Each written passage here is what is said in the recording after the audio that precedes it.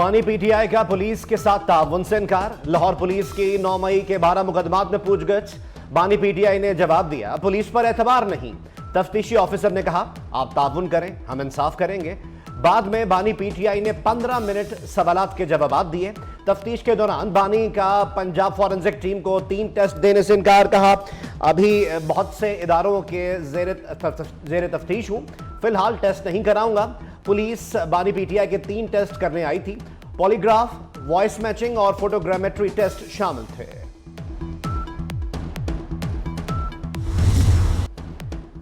Master mind نے بالآخر 9 مئی منصوبہ بندی کا اعتراف جرم کر لیا۔ مریم نواز کا بانی پی ٹی آئی کے احتجاج کی کال دینے کے اعتراف پر رد عمل۔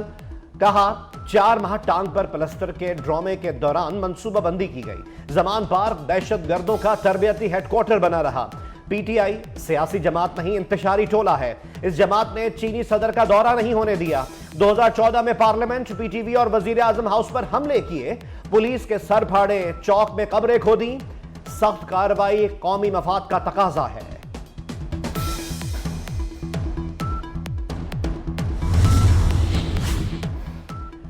پیپلز پارٹی کا بانی پی ٹی آئی سے معافی کا مطالبہ۔ شہری رحمان کہتی ہیں اداروں پر حملے کی کال دینے کا اعتراف کافی نہیں، معافی مانگیں۔ سندھ کے سینئر وزیر شرجیل انعام میمن نے کہا سیاسی جماعت پر پابندی کا معاملہ کابینہ میں لایا جائے۔ سیاست میں ہر چیز جائز نہیں۔ لوگ جی ایچ کیو کے اندر کیسے گئے؟ کراچی میں بسیں اور ایمبولینسز کیسے جلیں؟ پاکستان تحریک انصاف کے ایم این اے صاحبان بھی محفوظ نہیں ہیں۔ ان کو آواز کو دبایا جاتا ہے، ان کو بھی اٹھایا جاتا ہے۔ ہم نے 3 بجے سے 6 بجے تک یہ علامتی ہڑتال آج کیا ہے۔ یہ ہمارا انشاءاللہ روزانہ کی بنیاد پہ ہوگا۔ فارم 47 کی حکومت کو جو کہ ڈوب چکی ہے، اس کو ابھی بچانا ناممکن ہو چکا ہے۔ یہ ایک علامتی بھوک ہڑتال جو کہ جاری رہے گی اور اس کے بعد یہ ملک کے سارے حصوں میں پھیلے گی۔ جو مریم نواز نے عدلیہ کے بارے میں جو توہین آمیز الفاظ بولے ہیں اور ان کو ایک قسم کی تھریٹ کی ہے، آج ہم اس کی مذمت کرتے ہیں۔ پی ٹی آئی نے جمعے کو ملک گیر احتجاج کی کال دے دی۔ تحریک انصاف کا اسلام آباد میں علامتی بھوک ہڑتالی کیمپ۔ بیرسٹر گوہر نے الزام لگایا کہ ہمارے ایم این ایس کو اٹھایا جا رہا ہے۔ عمر ایوب بولے فارم 47 کی حکومت ڈوب چکی ہے۔ شبلی فراز نے کہا بانی اور بشرا بی بی کی رہائی تک جدوجہد کریں گے۔ اسد قیصر نے مریم نواز کے خلاف توہین عدالت کی کارروائی کا مطالبہ کر دیا۔ پیپلز پارٹی نے بھی مخصوص نشستوں کا فیصلہ چیلنج کر دیا۔ تحریک انصاف کو بن مانگے مخصوص نشستیں دی گئیں۔ تحریک انصاف نے درخواست دائر کی، نہ فریق بنی۔ 12 جولائی کا فیصلہ واپس لیا جائے۔ پیپلز پارٹی کا نظر ثانی درخواست میں موقف۔ عدالت نے فیصلے میں حقائق کا درست جائزہ نہیں لیا۔ فیصلہ آئین کی تشریح کے طے شدہ اصول کے منافی ہے۔ جو پارٹی ایوان میں نہیں، کیا اسے سیٹیں مل سکتی ہیں؟ اس سے پہلے نون لیگ بھی نظر ثانی اپیل دائر کر چکی ہے۔ ججز کمیٹی نے اپیلیں سپریم کورٹ تعطیلات کے بعد مقرر کی ہیں۔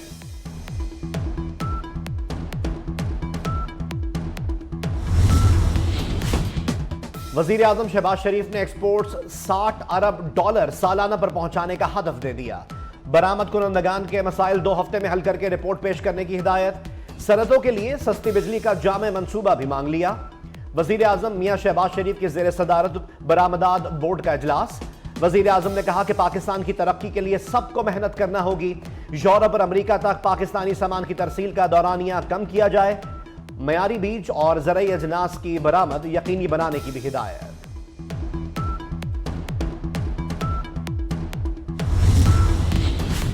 مسیحیوں کی شادی کی کم سے کم عمر 18 سال مقرر۔ صدر مملکت آصف علی زرداری نے کرسچن میرج ایکٹ پر دستخط کر دیے۔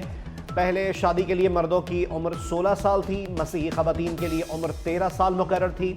صدر مملکت نے کہا اقلیتوں کی ملازمتوں کا کوٹا بڑھائیں گے، معاشرے میں شدت پسندی کی گنجائش نہیں، انسداد دہشت گردی جنگ پر سیاست نہیں ہونے دیں گے۔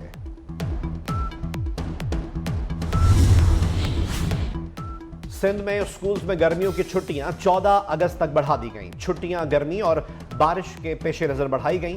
وزیر تعلیم سردار علی شاہ کی ہدایت پر محکمہ تعلیم سندھ نے نوٹیفیکیشن جاری کر دیا۔ صوبے میں نیا تعلیمی سال 15 اگست سے شروع ہوگا۔ چھوٹے دکاندار اور پرچون فروش ہو جائیں تیار، سال میں 2 مرتبہ ایڈوانس انکم ٹیکس دینا پڑے گا ورنہ دکان سیل ہوگی۔ ٹیکس کے لیے ماہانہ سیل کی اوسط نکالی جائے گی۔ ماہانہ انکم ٹیکس 100 روپے سے 20,000 روپے ہوگا۔ تاجر دوست اسکیم 42 شہروں تک بڑھا دی گئی۔ ایف بی آر نے تاجر دوست اسپیشل پروسیجر 2024 میں ترمیم کا نوٹیفیکیشن جاری کر دیا۔ ایڈوانس ٹیکس نہیں دیں گے، تاجروں کا اعلان۔ تاجروں نے ایف بی آر کی تاجر دوست نظر ثانی اسکیم کو رد کر دیا۔ حکومت نے بجلی کے بلز اور آمدن میں کمی سے پریشان تاجروں پر نیا بم گرا دیا۔ اب چپ نہیں بیٹھیں گے، صدر انجمن تاجران مجاہد مقصود بٹ میدان میں آ گئے۔ کھانے کے بل پر ڈیبٹ اور کریڈٹ کارڈ پر 15% سیلز ٹیکس کی خبر درست نہیں، سندھ ریونیو بورڈ کا موقف سامنے آ گیا۔ سندھ ریونیو بورڈ کے مطابق ریسٹورنٹ پر ڈیبٹ اور کریڈٹ کارڈ سے ادائیگی پر سیلز ٹیکس 8% ہے۔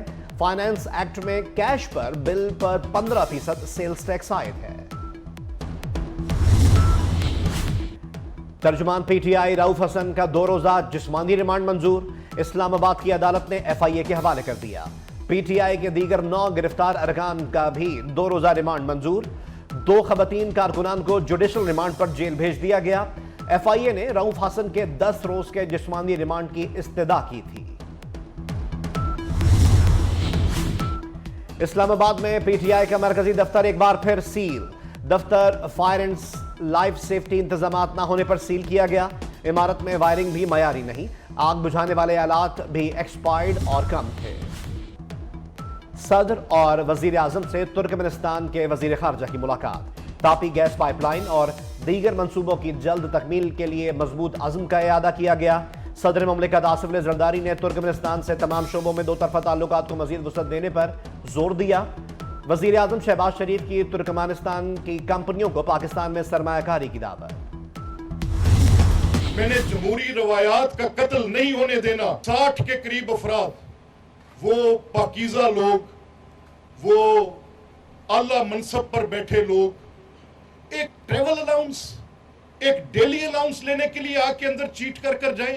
3.5 کروڑ روپے کا خرچہ صرف اس بات کے لیے کہ وہ یہ اسمبلی کا، پبلک ایکسچیکر کا پیسہ، آپ کا، میرا پیسہ اس بے دردی کے ساتھ مال مفت دل بے رحم بنا کر اس کو لٹایا جائے گا۔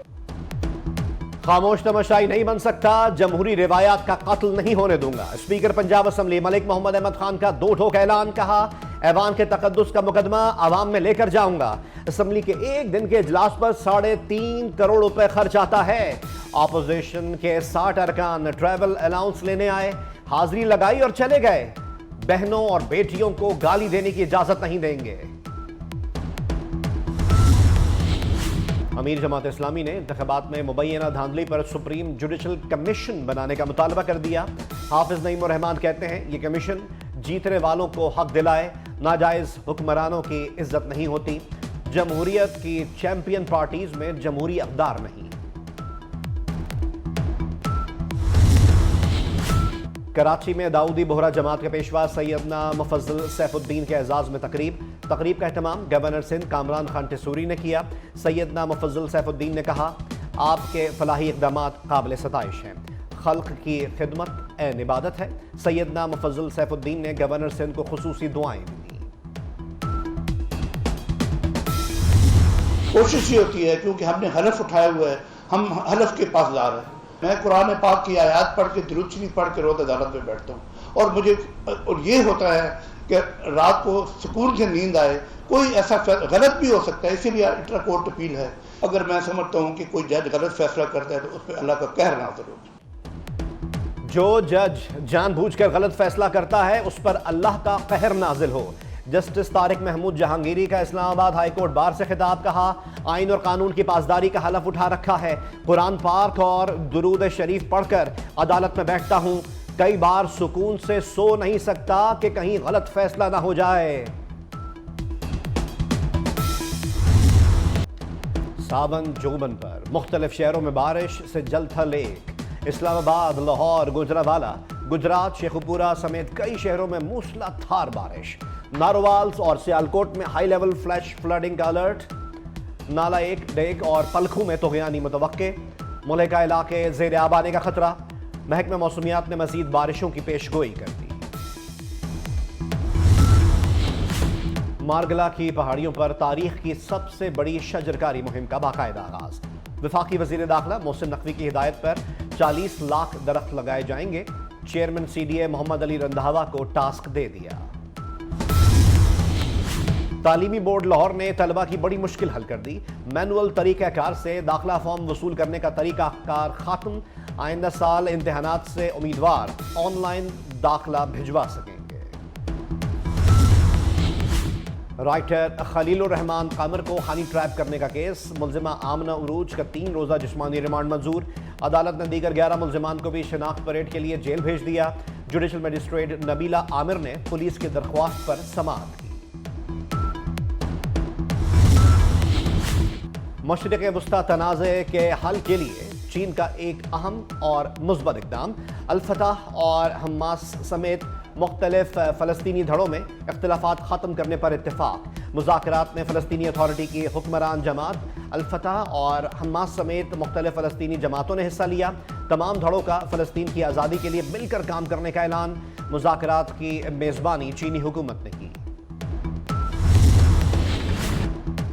غزہ میں اسرائیل کی وحشیانہ کارروائیاں نہ رک سکیں، صہیونی فورسز کا خان یونس میں دوبارہ آپریشن، رہائشی عمارتوں اور پناہ گزین کیمپس پر بمباری، مزید 70 فلسطینی شہید ہو گئے، درجنوں زخمی، اسرائیلی فوج کا لاکھوں بے گھر فلسطینیوں کو جبری بے دخلی کا حکم، اسرائیلی حملوں میں شہید فلسطینیوں کی تعداد 39,000 سے زائد ہو گئی۔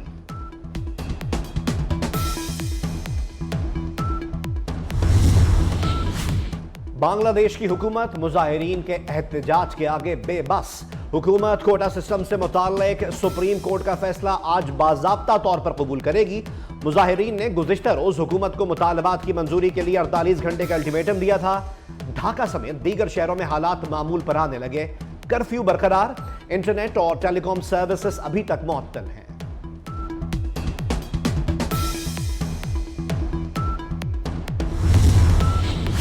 امریکی نائب صدر کیملا ہیرس نے ٹرمپ کو درندہ صفت اور دھوکے باز کہہ ڈالا، کہا ٹرمپ پہلے سزا یافتہ امریکی رہنما ہے۔ کیملا ہیرس نے بطور صدارتی امیدوار نامزدگی کے لیے مطلوبہ 75% حمایت حاصل کر لی۔ برطانیہ میں روشنی کی رفتار سے ہدف کو نشانہ بنانے والے لیزر ویپن کا کامیاب تجربہ، برطانوی وزارت دفاع کے مطابق لیزر بیم سے 1 کلومیٹر تک ہدف کو نشانہ بنایا جا سکتا ہے۔ لیزر گن میزائل یا گولیوں کے مقابلے میں زیادہ سستا جنگی ہتھیار ثابت ہوگی۔ اور اداکارہ نور زرمینہ مس یونیورس پاکستان 2024 منتخب، 21 امیدواروں کو شکست، نور زرمینہ نے عالمی مقابلہ حسن جیت لیا۔ نومبر میں میکسیکو میں ہونے والے 73ویں مس یونیورس مقابلے میں پاکستان کی نمائندگی